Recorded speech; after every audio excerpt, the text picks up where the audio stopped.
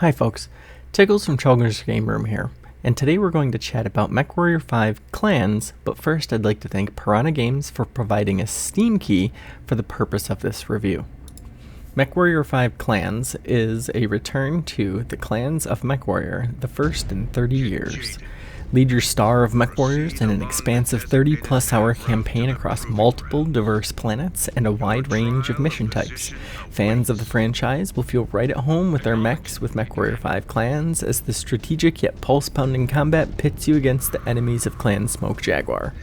Highly customizable mechs come to life in stunning quality that only Unreal 5 engine can provide. Stomping through destructible environments has never looked so good. Story-wise, Mechwarrior 5 Clans takes no time in getting you acquainted with many of the systems of your mechs. However, for as engaging as the prologue might be, I still can't help but feel that Clans could have had a bit more hand-holding with regard to control scheme tutorials and just managing your star in general. Whereas previous titles in Mechwarrior franchise might have been a bit more sandboxy and open, Clan takes a tighter turn sticking to its story beats rather than letting players off the hook in a sandbox galaxy.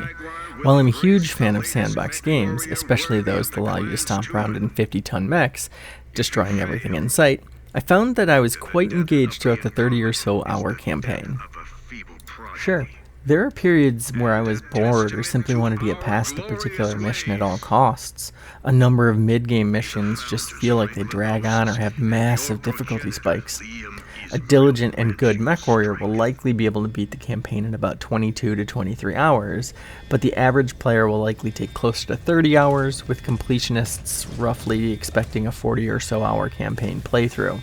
Very few FPS games have campaigns that reach double digits, let alone reach up to 40 hours. That's fantastic. I do think that it's important to point out that balance, especially over these early days, was all over the place. The difficulty spikes are stratospheric in that mid-mission things can go from manageable to game over in a matter of seconds. The first real boss that you come against, an incredibly nimble flying unit, will likely absolutely demolish what's left of your star. This leads to the first major problem I had with Clans. It's brutally hard, but not in the fun way that Elden Ring or Bloodborne were, but in that I'm doing this to be a bully because I can style. On normal, you can expect to see 3 to 4 members of your star get smoked well before the end of the mission. Stars, for those that are unaware, are what Mechwarrior 5 Clans calls a squad of 5 Mechwarriors. While that doesn't sound bad, especially given how lenient the repair model is in Clans, it's incredibly craptastic when you realize that the first portion of a mission is the easy part, where you'll lose 3/5 of your squad with no reprieve before you need to take on an increasingly more and more waves, isn't a skill issue, it's a balance one. This wouldn't be such a thorn in the side of Mechwarrior if it weren't for the fact that not only are missions 35 to 45 minutes in length, but there is no mid-mission save, nor can you, at the time of this video's production, save mid-mission manually. That is a severe oversight and one that works negatively in Mechwarrior 5 Clans' favor. That means that if you get to the end of a mission where the difficulty spike is extreme and you lose, that's upwards of 45 minutes just wasted, ergo the bully comment that I made previously. I fully admit that I was switching the difficulty level back and forth constantly before finally just leaving it on story mode, and even then your star could get utterly waffle stomped by the enemy.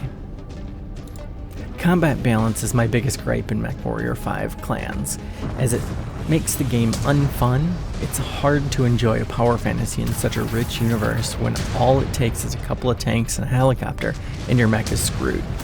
Melee is relatively useless. As you get that close, you're already dead. I really hope to see Piranha release more regulated balance passes post-launch, but we'll see what the rest of the community says and whether Piranha listens to them. The missions are only a small portion of Clans though, and while they are easily the biggest time sinks in the game, there are plenty of things to do between missions. Which brings my second biggest gripe with Mechwarrior 5 Clans, and that's the cutscenes. While I actually enjoyed the story of you and your star coming up through a bunch of nobodies while you find your place in the galaxy, the cutscenes are just awful. The Uncanny Valley had me looking away from the screen in discomfort, especially around the mouths. Maybe it's just me, but it almost feels like an AI was used to sync the animations of the face to the words, except the AI was a drunken toddler.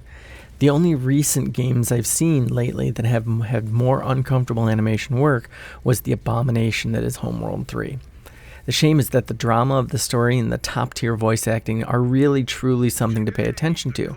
You should just do it by looking away from the screen. Despite faults with the Uncanny Valley and brutal difficulty spikes that border on bullying, Mechwarrior 5 Clans by Piranha Games is still more than worth your time. Challenging, gorgeous, and with a compelling story about self-discovery in a universe where people are genetically bred for warfare, Clans is a frustrating if enjoyable romp through some of the nicest set pieces I've seen in 2024. Major kudos to the dev team for making a compelling reason to bring war to the Inner Sphere. I would score Mechwarrior 5 Clans a 7.5 out of 10. Thank you all for watching. Have a great day.